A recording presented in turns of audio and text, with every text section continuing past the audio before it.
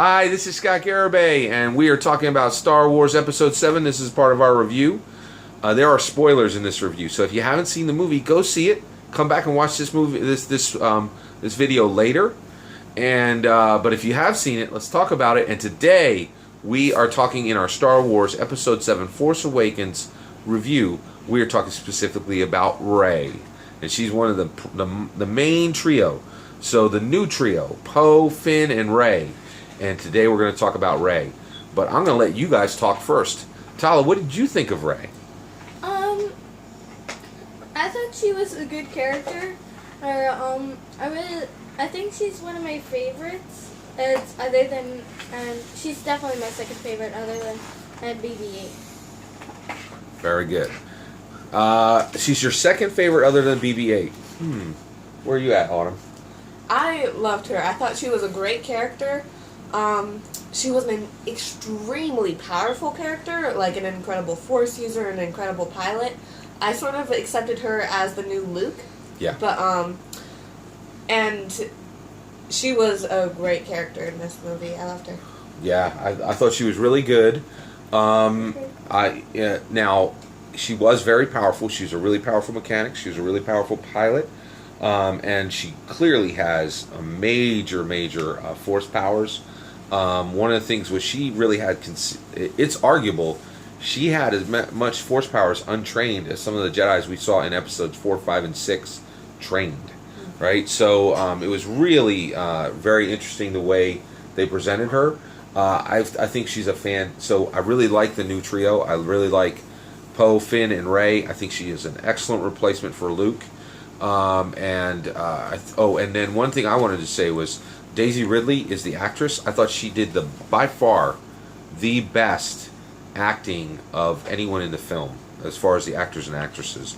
I thought Daisy Ridley's portrayal of Rey was fantastic. The emotion she put through her face, the way she moved, the way she did combat, her reactions, like being surprised, was just over the top, over the top good, not over the top like scene chewing or anything like that. She is really fantastic. I think she is, so I think Daisy Ridley, it's going to be great to see her in 2 more movies because I think she was really fantastic. So what did you say, 2 more movies? So we just saw episode 7, so there's going to be episode 8 and 9, and that is the new trilogy. Yeah. Now, I was wondering when you were talking about the new 3 characters, Finn, Poe, and Rey. I was just thinking, did Poe ever meet Rey, or vice versa? Oh, it's a great point. I don't think there never was a scene where Poe and Rey were together. It was, and so you're absolutely right that that is. That's really kind of considerably different than the first film. And there were a lot of things in episode 7 that were very different from episode 4. It's a great point. What do you mean as the new trio? The new trilogy. So Star Wars episode 4, 5, and 6, that's the traditional old Star Wars with Darth Vader and Luke and Han. That's episode 4, 5, and 6. And then episodes 1, 2, and 3 are the prequels. A lot of people don't really like to talk about that. We didn't hear much about those in episode 7. Yeah. All right. So what are some of the other things you thought about Rey? I thought she was good. I thought there was a lot of interesting backstory to her, like that she was staying on the planet to wait for her family, and I think that they'll show a little more of that in the next movies. But that was interesting. So, do you have any theories on who her family may be? Yeah, actually, I think they're going to say that she is Luke's daughter. What do you think? What do you think? Do you think she's Luke, or do you think she's the two main theories right now? She's Luke's daughter, or she is Kylo's sister. What do you think, Tala? Well, Luke's daughter is more plausible, but I don't think they're going to do that. The why I say that Luke's who is more plausible because, well, they know nothing about they said nothing about yeah, Han Solo and Leia having a daughter. Right, exactly. And that would be really hard to fix in a new movie. So I definitely think she's most likely Luke's daughter. One thing I'm hoping is that they make a disconnect there, right? And they have the ability to do this. She could be Qui-Gon's daughter, or she could be any other Force user's daughter, which I think would be just as well. I don't think she actually needs to be Luke's daughter to keep the story moving forward. That's true. However, I think it's set up to probably for her to be Luke's daughter, because that would explain why she's such a powerful Force user and why she it absolutely would accepts the lightsaber that was owned by Luke, then previously Anakin. It would make sense that it'd be a family thing. The other thing is, it's pretty clear that she has to have Jedi blood. She's just so strong. There's almost no other way to explain that, right? I would agree. Yeah. So I think you had a few other ideas on Rey. What do you think? Oh, there were a lot of things. One thing I was a little confused by was her British accent, which, I mean, it is space, so, like, there is no Britain that she's from, but it was still sort of odd because no one around her was talking in a British accent, and Luke didn't have a British accent. So I think I can speak to that. What do you think, Tala? Go ahead. I think, one, it's just because the actor has a British accent, I think. You're absolutely a lot right. Of So British Daisy, actors fake American accents in right, a lot of movies. Right. So here's why so many people in Star Wars have British accents. Star Wars is at its core, it's an epic space opera, and so science fiction is considered a literary ghetto, right? It's considered not to be high class, and so they very carefully actually place British actors kind of literally to class up the joint. Right, and so that's why you see so many British actors. Also, generally, British actors are generally better than American actors. They've been doing it literally since, before our country existed. There are a lot of British acting traditions that literally come right from Shakespeare, and so they put British actors in this to just kind of class up epic space opera. Right now, I don't consider science fiction a ghetto. I think it's one of the highest forms of literature, but that I'm just kind of explaining why it's there. I think in space, it's not a British accent. To us, Right, it's a that's British right. accent. You're exactly right. To them, it's Yeah. another. It could be a Coruscant whatever. accent, or it could be, a Abyss accent. That's a great point. That's a really good point. Yeah. Another thing I thought was great in this film, and previously in Star Wars as well, was that the main female character was very modest the whole time. Like, she wore multiple layers of clothing that was very long for when she was climbing and such. And just with other action films sort of portraying like their one female character as the sex appeal, it was good to see that strong female character portraying such modesty. I completely agree. She wasn't being objectified, and it was nice to be able to see it with the family, and there's not really, nobody's uncomfortable. And one of the things that is interesting is in Return of the Jedi, which was episode 6, there is the Slave Leia, which is a classic scene, and a lot of fanboys really like that scene, but Carrie Fisher is coming back now and saying, I wasn't super comfortable doing that. So it's really nice that Daisy Ridley is doing roles that she can be proud of her entire life. And she doesn't have to look back and say, I really didn't like the outfit I had to wear. Mm-hmm. So that I totally agree. I think the modesty issue was a big plus. So that was really good. I kind of wanted to talk a little bit about the scenes that I really liked Rey in, and there are so many. So one of the scenes I thought was really touching, where I really kind of first really came to almost, like I'm falling in love with all these characters.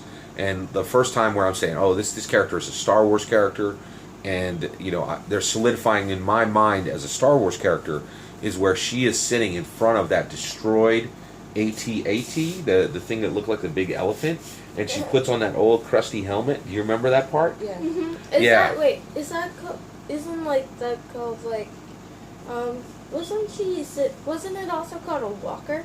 Yeah, those are called walkers. That's exactly right. And it's fallen over on its side, and she's scrounging for every little thing.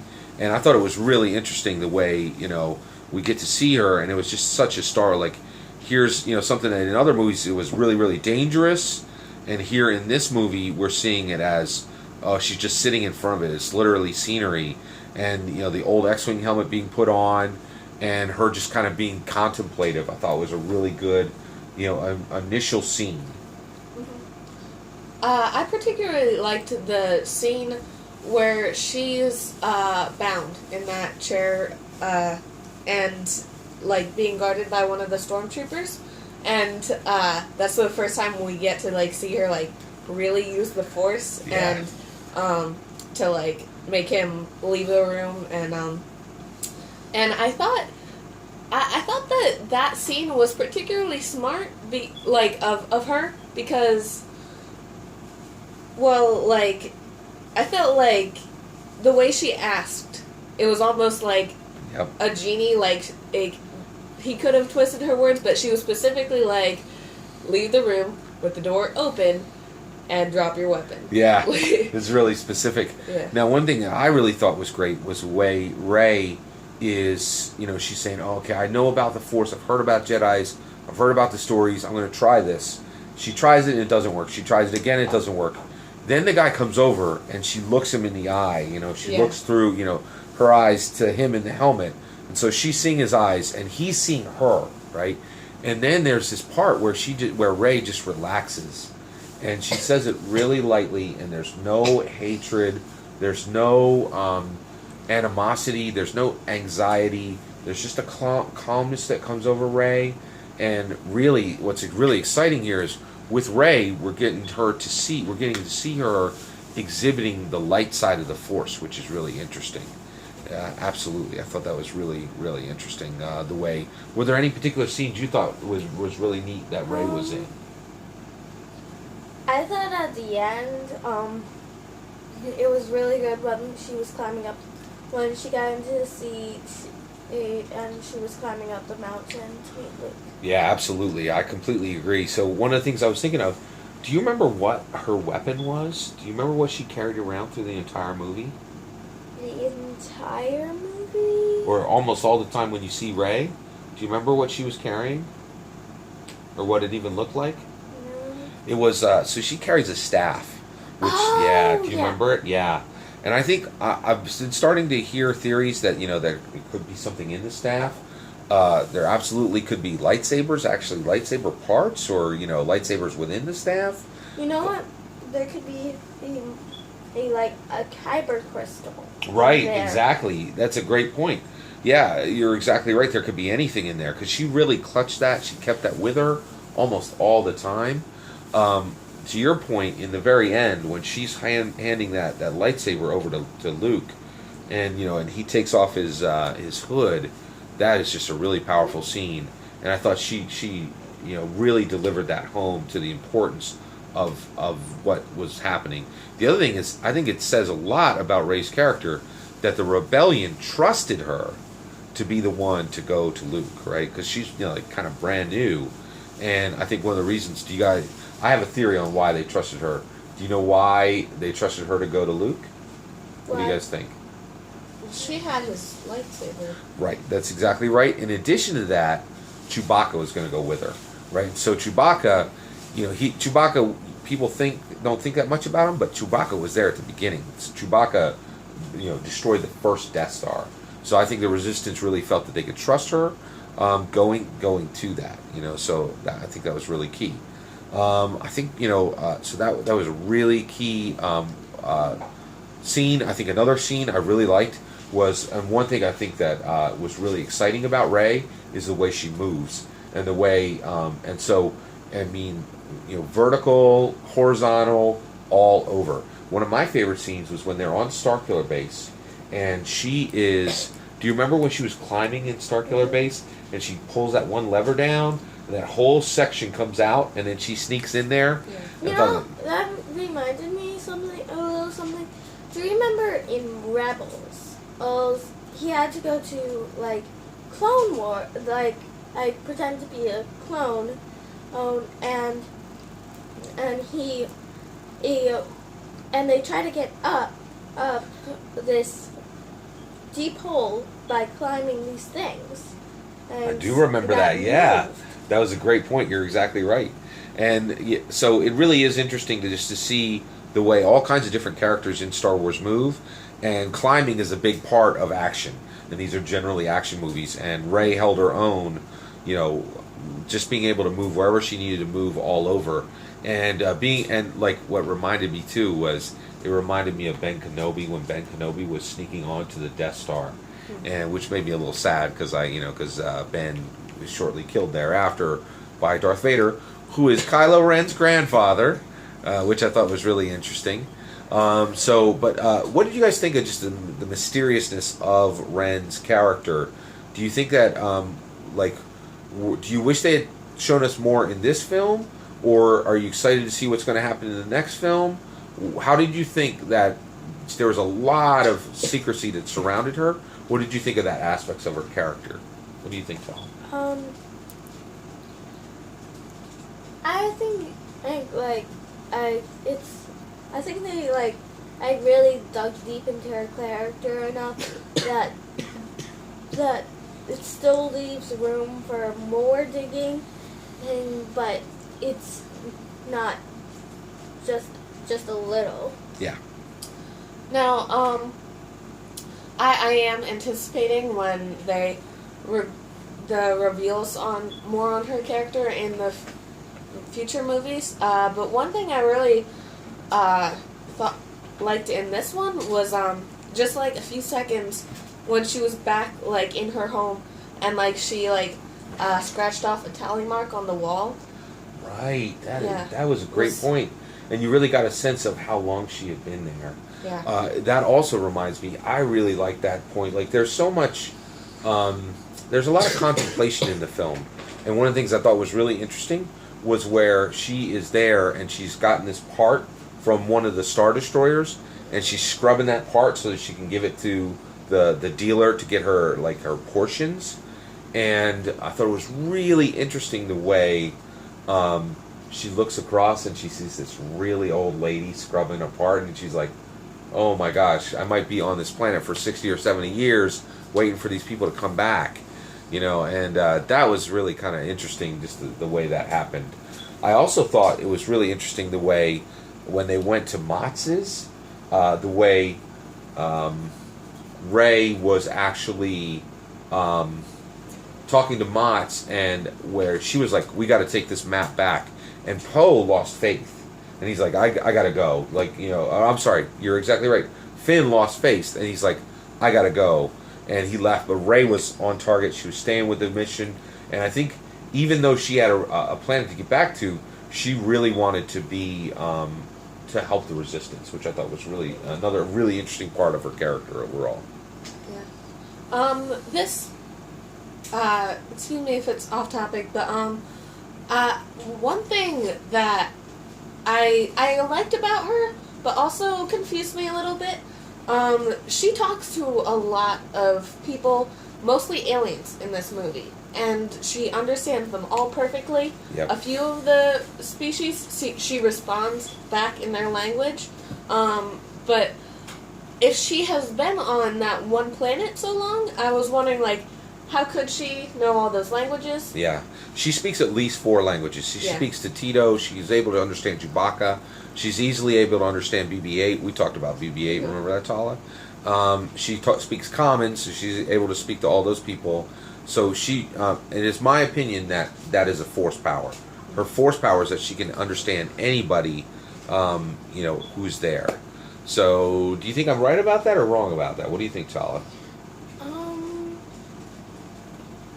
I would say it's somewhat force powers. the so the alien languages definitely, but not the droids, because as from what I've seen from the Star Wars movies,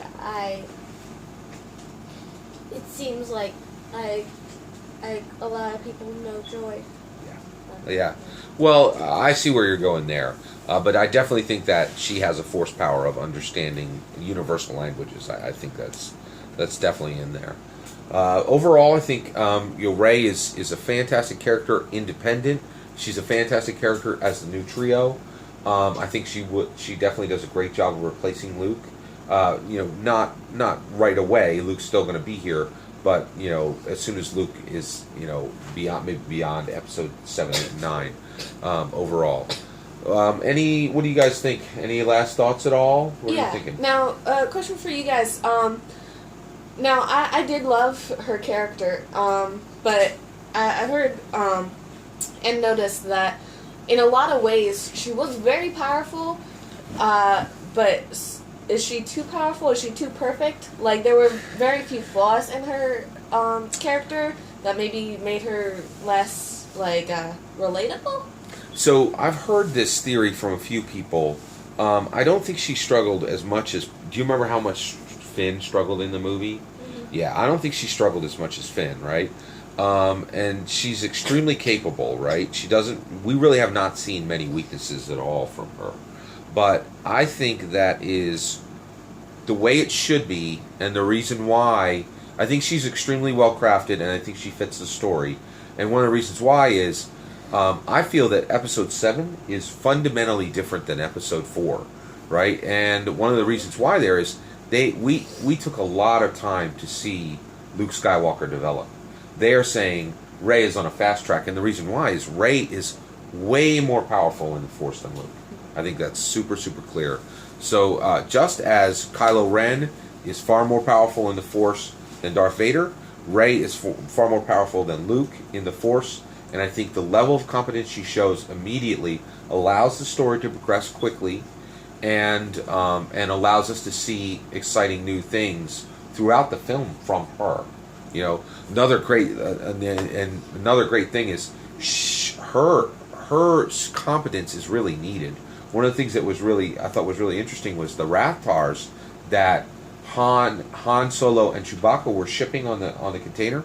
One of those grabs Finn, and she's able to slice off the tentacles with the doors. Exactly, and if she hadn't been able to do that, if she's not as competent as she is, Finn might have died. Yeah. So I thought that was really, but that's a great point. So now, with her extremely powerful force and competence, from a character perspective, why do you think that is? Just of the many generations of Force users, or just for film convenience? Oh no, many generations of Force user. I definitely think she's from a very important Jedi family. Not necessarily Luke. I definitely don't think she is Kylo Ren's sister. I definitely don't think that's the case.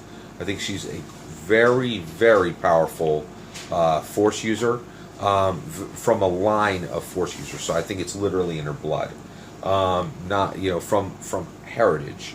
And then also, I think maybe her time on Jakku, kind of as a hermit, allowed her to actually start to map onto the Force and understand the Force the way Obi-Wan did when Obi-Wan was older, right? So she's very young, but she's living like Obi-Wan did when she was much younger, which so really, really interesting progression.